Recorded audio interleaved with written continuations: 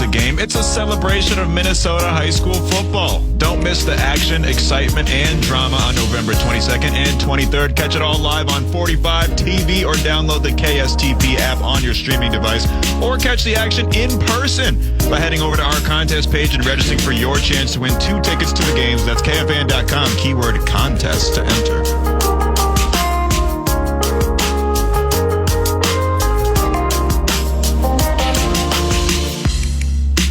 Here comes beloved scribe. He is Ben Goessling, covers the Minnesota Vikings for the Star Tribune and StarTribune.com.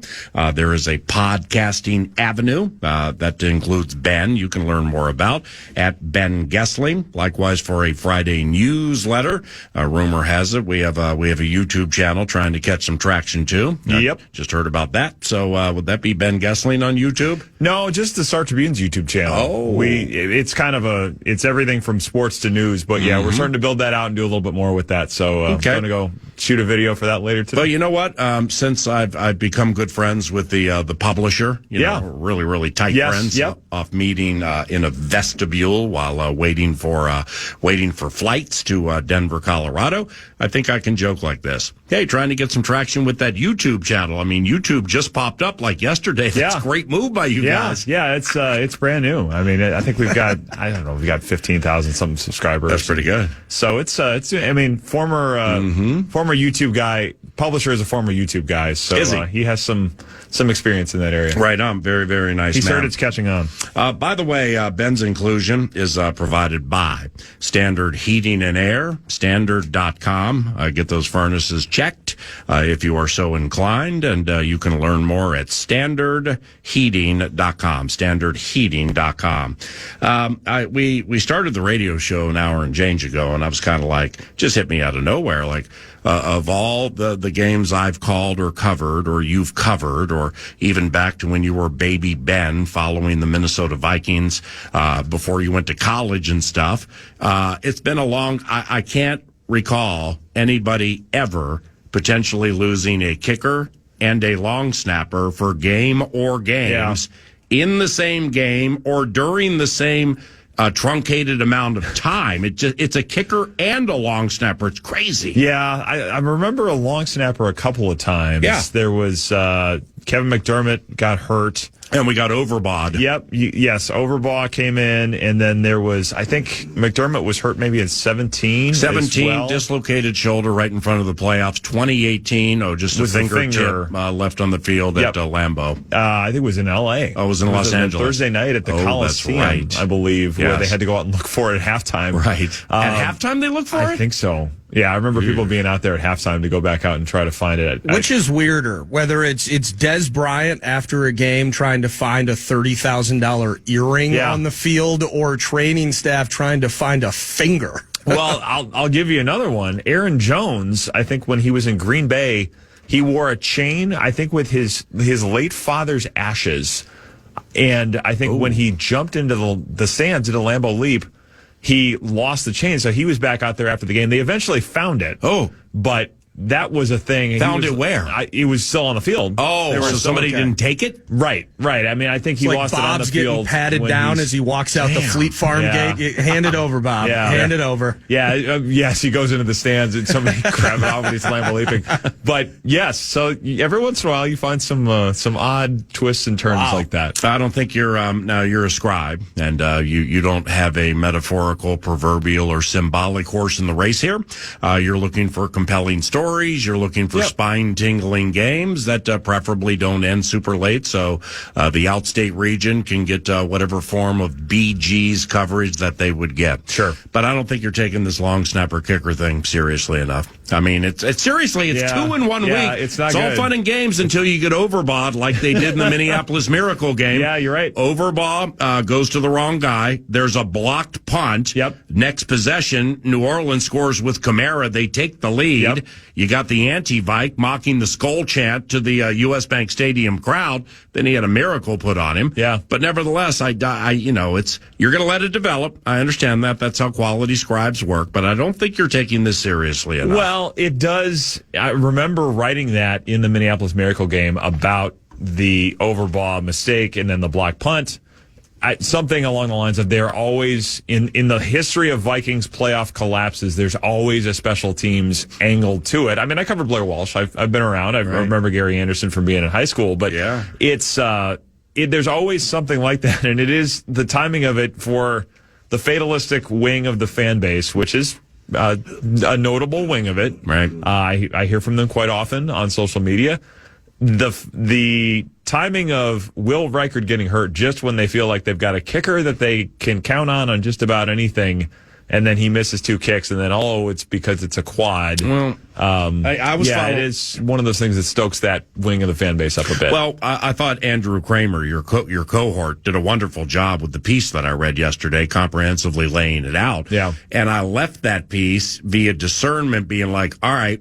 Well, if the Alabama kid has to miss some time, feels like it won't be that much time. No, I don't think so. Serpo with the broken hand, I mean, that feels like 4 games minimum. Yep. But to get to the serious football, the football part of it is, I don't care who it is, Tennessee, Jacksonville, Green Bay here at Ford Field. The Vikings have and will play in a lot of close games. Yep.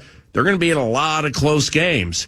I mean, it's all fun and games until you get overbought in a close game because Serpo has a broken hand and the Alabama kid got eaten by Quadzilla. Yeah. So you got to think about those things right now if you're an accomplished scribe, don't you? For sure, yes. It's much more. Matt Daniels talks later today, and it will be. And where does one find long snappers? I'm sure Andrew DePaula, I think, wasn't he a midseason signing? Wasn't there? Maybe. I'm trying to remember who was. Austin Cutting was here. That's right. The Air Force kid, right? Yep. And then I think they signed him. I'm trying to remember. They drafted Cutting in the 7th round. They did. Cutting was, I think, this was like the 12th pick of that draft, and the next year was the one they took 15. But I remember when Cutting got drafted, it was like, all right, Rick, it's time to be done. It's been a long weekend. You're drafting the long snappers. Stop trading back. Let's wrap this thing up. Let's get the undrafteds done, and let's go home. Right. It's kind of weird. You mentioned that, by the way. 100% my reaction to that pick in the media room when he made it. We've talked about it, and you've covered it during Rick's time.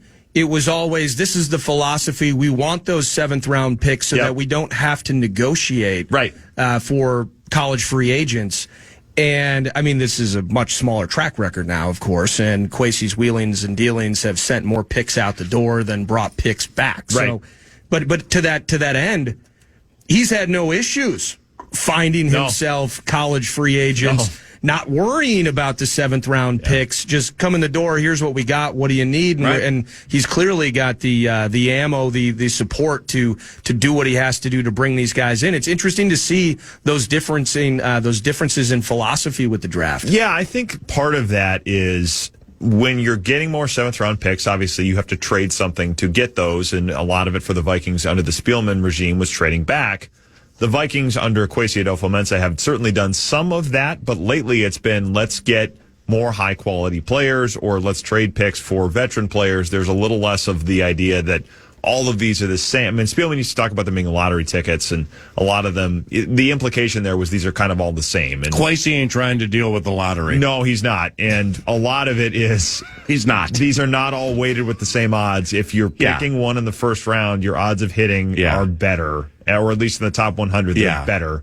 So that has changed. And then I think the realization of undrafted free agents, all you have to do is make the best bid, have the best situation for somebody to come to, and you can get guys in here. And between Ivan Pace and Jalen Redmond this year, and they've kind of gone down this list. Taki Taimani. I mean, they've had a lot of success with undrafted guys in this group, and I think they've said, if we can hit there, we don't need to worry too much about the 7th-round picks to avoid that market. Well, the kicker quad, which, again, just reading between the lines per the Kramer piece at Star Tribune, StarTribune.com, doesn't seem like Quadzilla is going to be around that long. Yeah. The long snapper bit feels like it's going to be a 4-game piece minimum with surgery involved. O'Connell said possibly short-term IR yesterday. And that before, right? Yep. All right, well, that's super cool. It's National Football League trade deadline day, and somebody's got to get up at 5 in the morning and see if they can find a working cell phone number for Don Muehlbach. I mean, that's not exactly That's or Bradford Banta. I mean, that's not exactly how trade deadline day is supposed to start. And this is a 6-2 operation here. I think you need to take this not getting overbought a little more seriously than you are. It's not probably the thing that the general manager wants to be doing on trade deadline day, is scouring the long snapper market early in the morning, but it is where we are. And you're right. It's one of those things that becomes, I mean, nobody worries about it until it becomes a problem. It's like an insurance policy. Okay, so and I assume this is accurate, like it's been finalized, or, it's Adam Schefter, Ben Goessling, Jay Glazer approved. But I think the Lions traded for Zadarius Smith. They did. Okay, so that's just, okay. Well, that's actually not bad news if you're a Vikings fan, because it's not Max Crosby. Yeah, that's true. And like 2 weeks ago, I would have made it 50-50. They were going to trade for him. It decreased a little bit last week with the people with whom I chat, but it still was a thing. Maybe they still could. But if like roles had been reversed here with the Vikings, and say Quadzilla ate Serpo, and it was broken whatever potential short-term IR for Reichard. Now, and, short-term, so he's going to get the job back. But I would have considered and this is, you're going to think, wow, what a vicious circle this has been. I know where you're going. I would have called the Raiders in a second. Daniel Carlson? 100%. Yeah. They are so vulnerable right now to be, in opportunistic fashion, to be taken advantage of, that I'd call and say, what do you want for Carlson? Well, I bet you could get him. And the thing would be with him, it's like he's proven he could kick. Yeah. The environment he would be working in here would be slightly different. If Carlson hit a game-winning field goal in the NFC Championship game or the Super Bowl, Rick Spielman may jump off a building. That would be quite a turn of events, right? Yes. So that's so. It's too bad they don't play at Lambeau Field yet this year. Per the Kramer piece, so the assumption is long snappers and/or kickers will be worked out at Twin Cities Orthopedics Performance Center today. Yep, may already have happened. Yep, may be happening. Could be happening a little later. Well, if it already had happened, well, I mean, nice of you to get here at 10. I mean, you could have missed an exclusive. You might have missed an exclusive with Greg Zerline. Yeah, like walking out to a limo or something. I don't know that that would have been. Thomason would have been the limo driver. About. Yeah, that's probably. He would have been Thomason in just the hat. He would have dressed up like a new Vikings equipment guy, just to be in the field house to see what's happening. That's certainly a possibility. Yes. And it's too bad the Broncos are winning. I know they got killed this weekend, but we were at one point like following Thomason, asking Sean Payton questions, and we stopped watching. At least I stopped watching a few weeks ago. There were a couple of doozies in there. Where there's been more. I remember the ones from last year. I haven't paid attention lately. Didn't go at him like Zimmer petulantly and immaturely would just ignore him or give him a one-word answer. I was never a fan of that.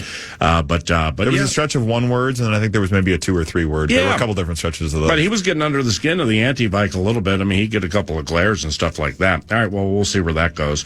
But just overall, do you from a, I don't know, breaking news standpoint or steamy standpoint or background standpoint, kind of like what you did with Wes Phillips over the weekend. It's like Bursich and I are looking at Twitter going, hey, look what the Scribe just tweeted with Wes Phillips going to the sideline. That was nice work.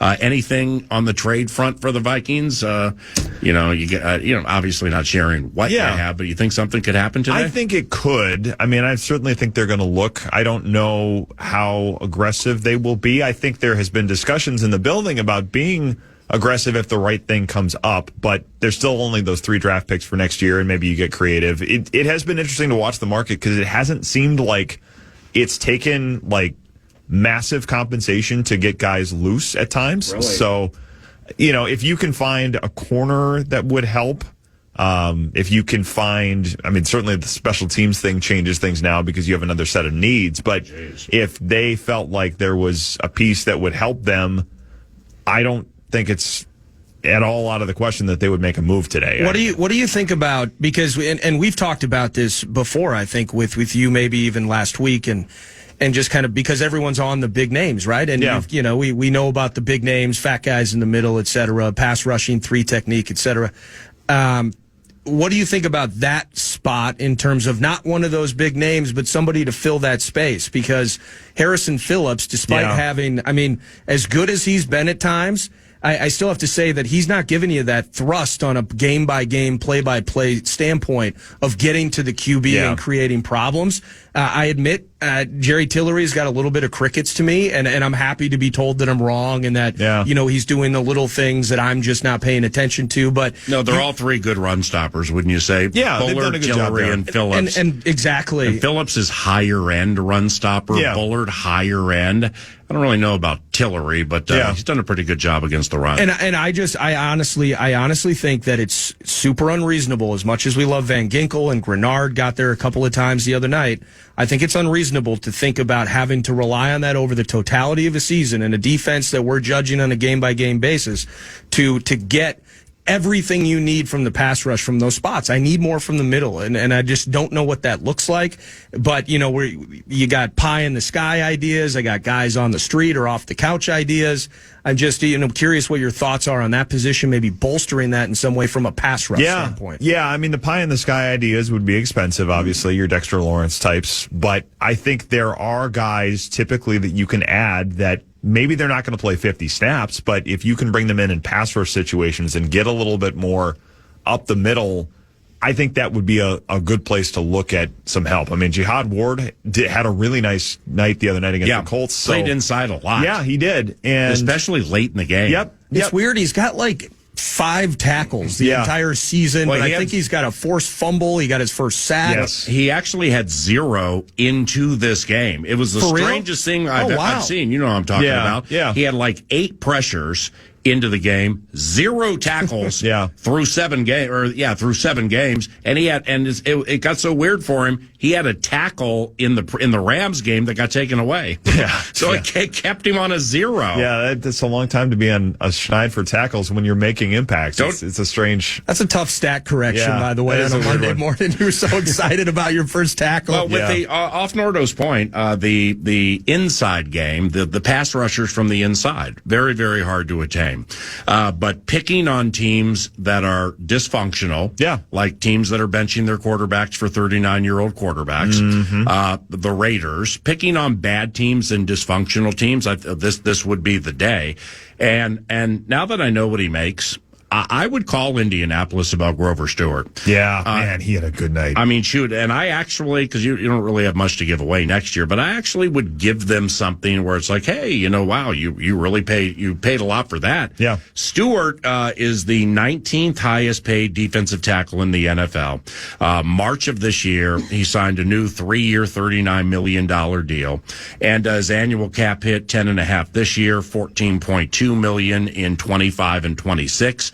Those are tenable. They could swing it. They could swing. Well, yeah, of course they can swing it. Because you really can swing anything if you manipulate it a certain way. And they got plenty of cap space coming up. Right. So, I'm sure they probably will call about players like this. Damn, Grover was a 4th-round pick in 2017. He's terrific. Good find, Chris Ballard. Exactly. But that's a team that.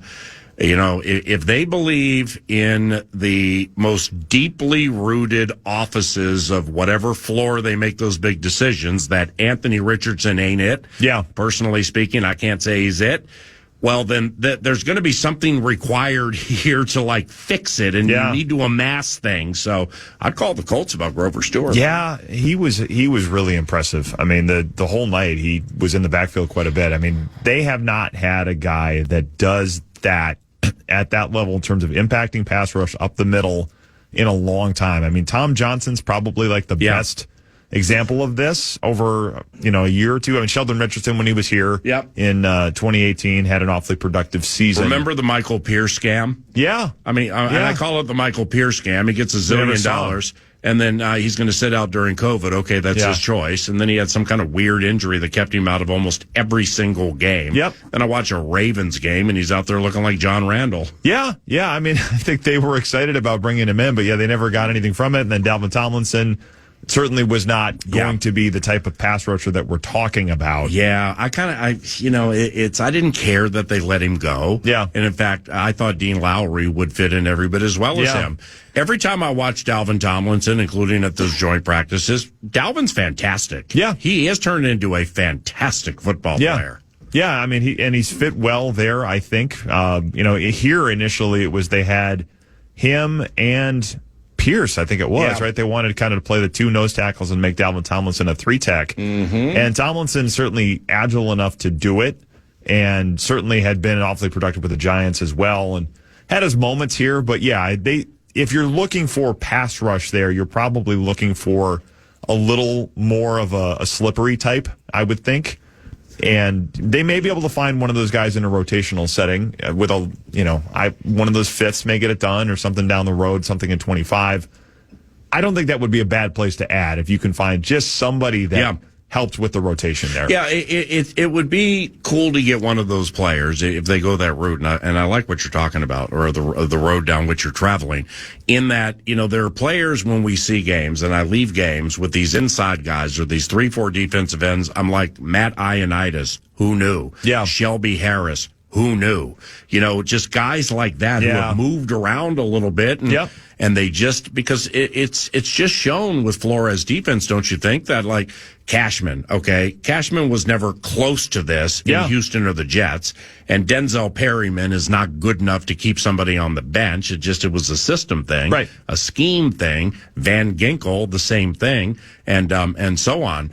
So scheme fit guys at a fair price. That probably is the approach today, right? I think that's right, and I think Flores has a good eye for that. We've seen that he's got a good eye for that. Certainly knows what he wants from guys, and if there's a way to do it at an affordable price, I think that's probably the move today. But in closing for this segment with the scribe, Ben Goessling, at Ben Goessling via Twitter. Thank you, Standard Heating and Air, and standardheating.com.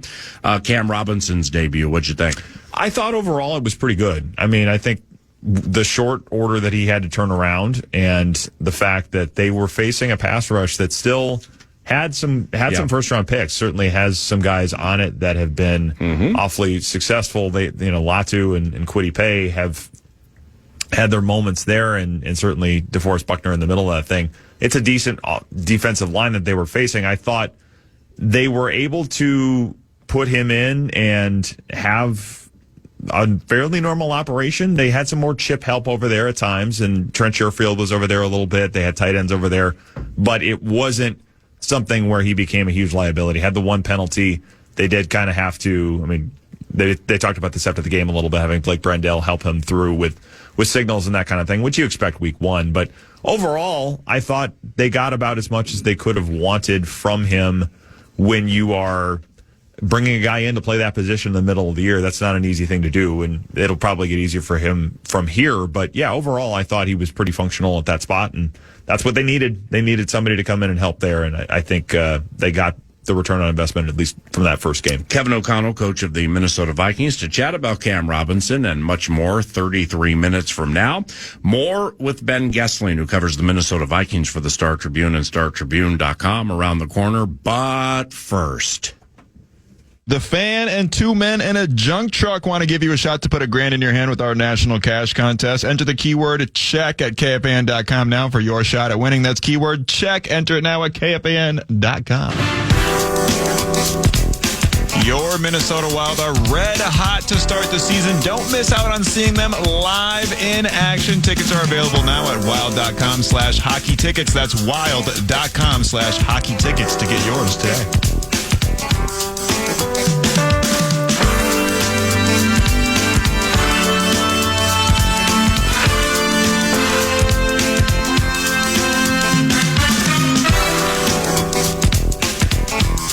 Ben Goessling, Star Tribune, StarTribune.com, 9 to noon each and every Tuesday, courtesy of StandardHeating.com. That's Standard Heating and Air. And likewise for Fridays with Dan Barrero and Bumper to Bumper with Barrero, also provided by Standard Heating and Air. And we gratefully thank Standard Heating and Air for picking up the inclusion of Mr. Goessling 9 to noon each and every Tuesday. And I think it was a tweet that you put out somewhere over the last couple of days that the Vikings defense pressured Joe Flacco 13 times. Yep. 10 of them came when 4 or fewer guys rushed. Yeah. I had to read it twice. So, like, how do you read into that? Well, I think we saw a lot of those looks on Sunday night where they're showing 7, but they were able to drop a lot of guys out and get home in a way that they had not done. I actually ended up writing about this today for the paper, but they had, I think, 4 pressures and no sacks on Stafford. I mean, they were more ineffective getting to the quarterback against the Rams than we've seen them all season. And they were able to get after Flacco more effectively on Sunday night without having to bring a ton of extra pressure.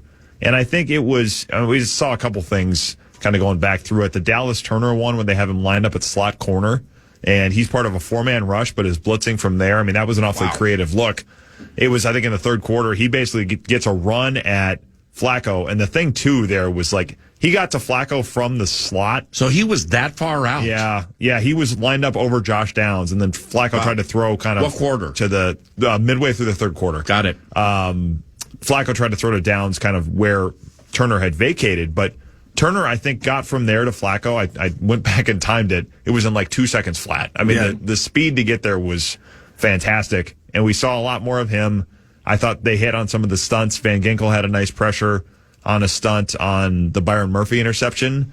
Jonathan Grenard obviously was fantastic. He leads the NFL in pressures. Yeah, he's his under the radar work when he's not pressuring, getting off guys, and like even so blowing up chippers too. Yes, but there were a couple of plays with Jonathan Taylor in the second half where it looked like he had a wonderful seam.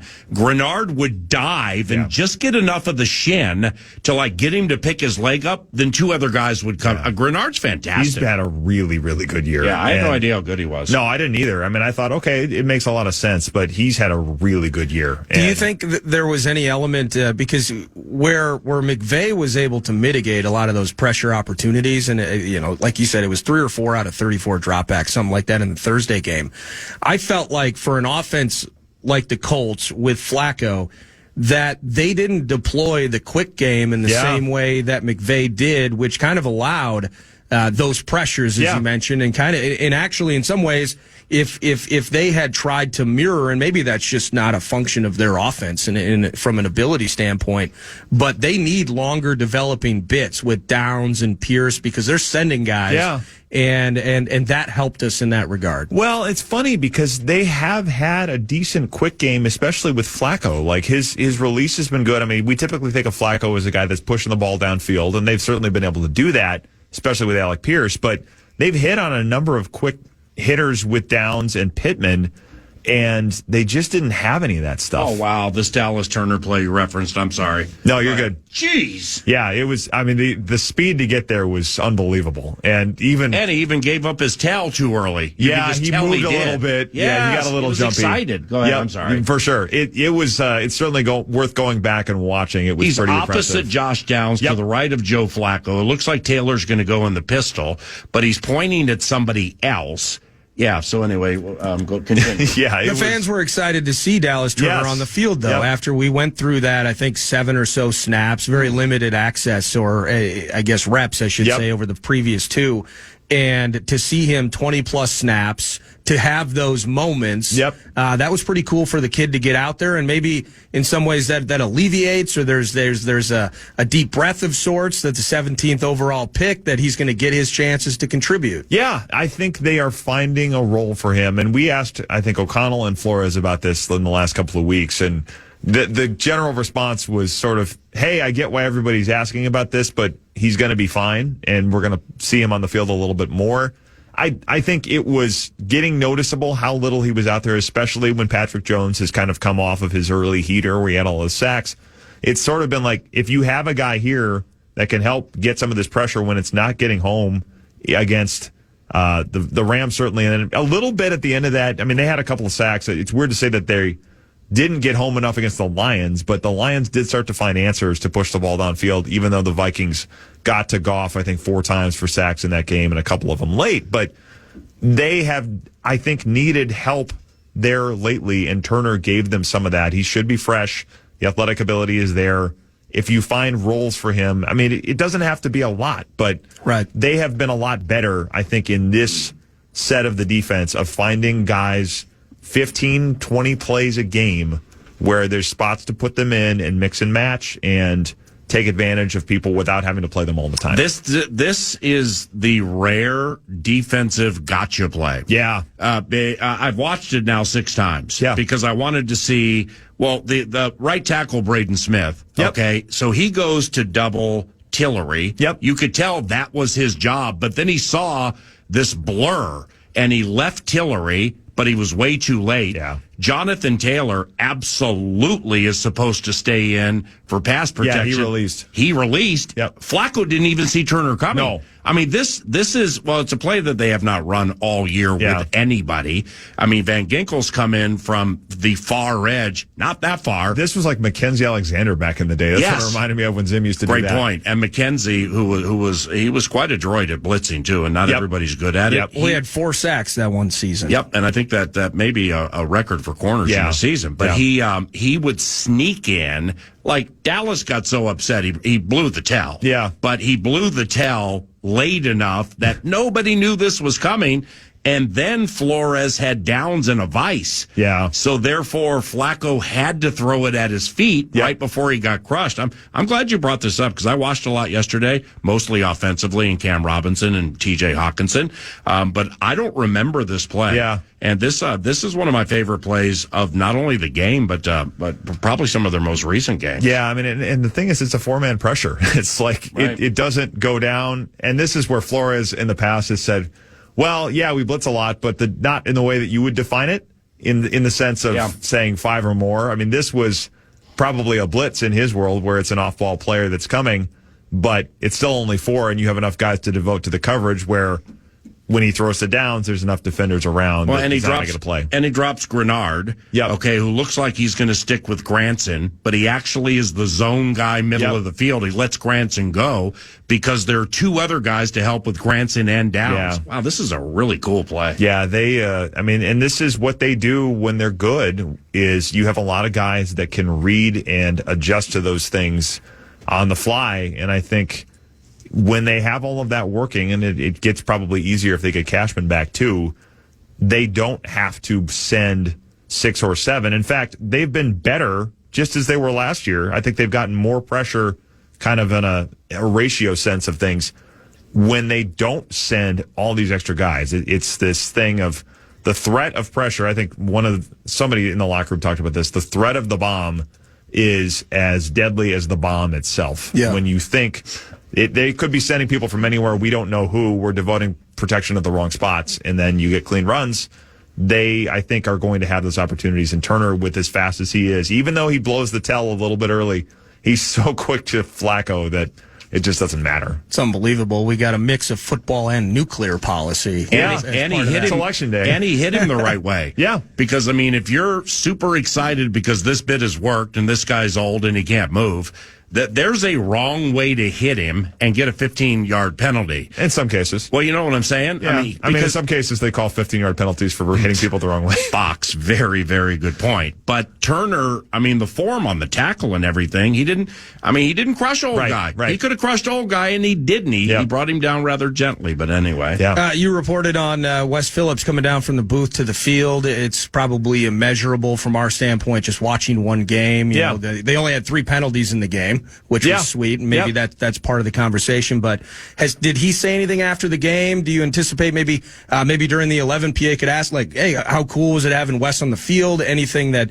came out of it? I'm just really curious if that's something, and I assume that it's something we'll see moving forward, but I'm just curious what was made of it. Yeah, we didn't ask O'Connell about it specifically yesterday. I think the menu of things to ask him about once we got into the kickers and the long snappers and trade deadline and that kind of stuff. I'm curious to ask Wes Phillips about it today in his press conference, because I do think it was a notable change. They have not done that with him at all. And you heard Justin Jefferson talk a lot last week about simplifying the offense.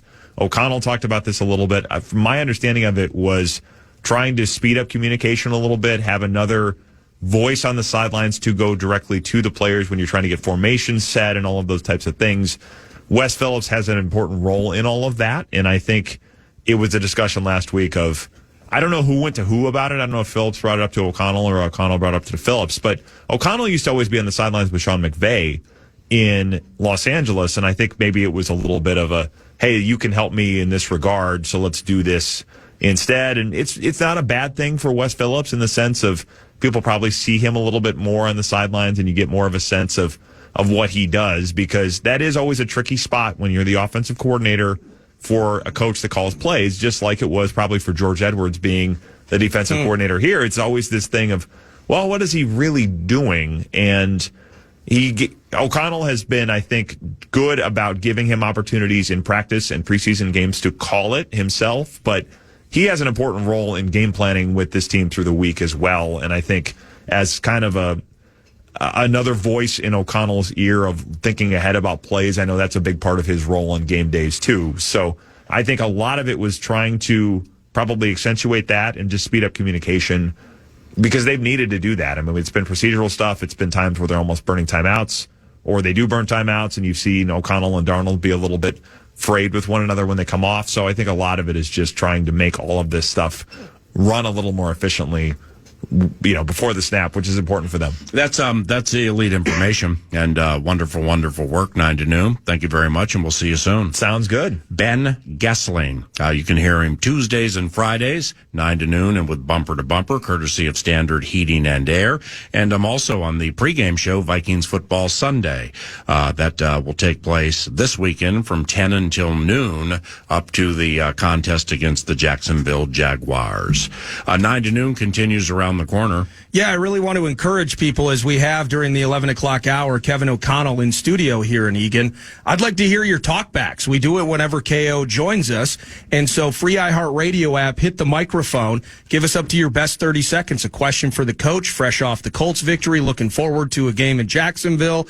Send us your talkbacks. I'll listen to to all of them, and one of them will play it for Kevin O'Connell during the 11 a.m. hour. So send those and stick with us. Some news is next before we get to the coach right here 9 to noon on the Fan.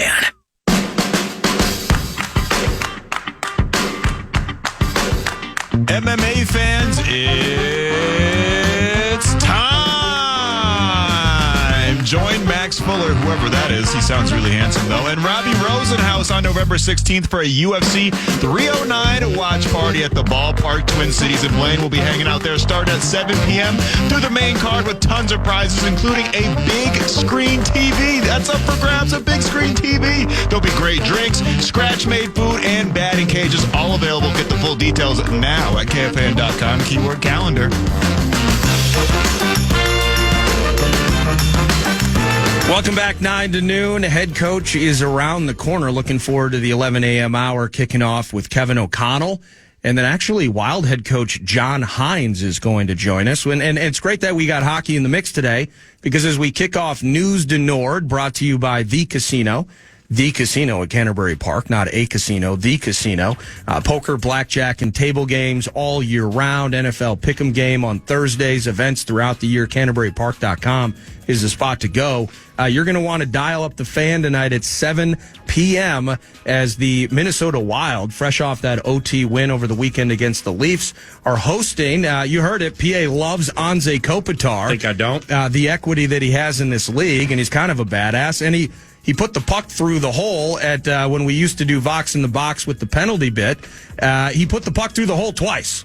And he just kind of had some coolness all about it. But Kings in town, 7 o'clock. You're going to be able to hear that right here on your home for Minnesota Wild Hockey, the Fan. Head coach joining later in the hour to talk about his team, our favorite hockey team, a team that has points in 10 of their 11 games. They've only lost in regulation once. So got a lot of action in the old radio studio right now, don't we? Yes, we absolutely do. Members of Vikings Entertainment Network making sure that not only does Kevin O'Connell sound perfect on these airwaves at 11 o'clock, but he's going to look perfect along with the host on Vikings.com. Paige, look out. I'm just kidding. Go ahead. Sorry. To the NBA, the Minnesota Timberwolves were hosting the Charlotte Hornets last night, and they just blew them out. It was 114-93. Naz Reid led all Wolves scorers with 25. Anthony Edwards, kind of a. I don't want to say that he wasn't involved. It was a super efficient shooting night for him. A handful of rebounds in the mix as well. Victory didn't feel really ever in doubt.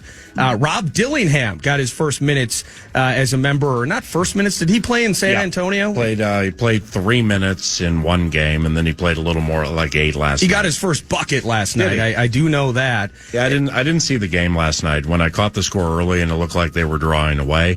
Monday Night Football was pretty good last night, but I missed the Wolves game last night. Yeah, Chiefs and Bucks. It did go to OT. Kareem Hunt getting over the goal line for the walk-off winner at Arrowhead. But next up for the Wolves, Thursday, a couple of days, they'll be at Chicago. So kind of a come home, catch a breath, take a good night's sleep in your own bed. Then they head to Chi-Town. Nearly like triple-double cred almost for Vucevic last night in the Bulls. No games tonight in the NBA due to Election Day. But back at it Thursday in Chicago before they come home for a couple with Portland and Miami. And NHL not caring about Election Day. NHL just rolling out with the schedule. NBA, yeah.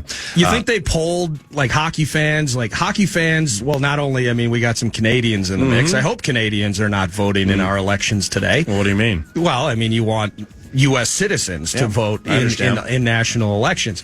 But maybe they polled a bunch of early voters. State of hockey fans, they're early voters, so they got it all out of the mix, and they'll be home ready, sitting on the couch, turning down the TV volume and turning up Mr.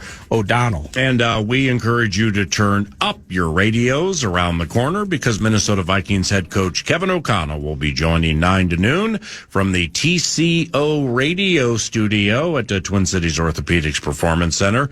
That is your practice home for the Minnesota Vikings into the final hour around the corner on KFAN.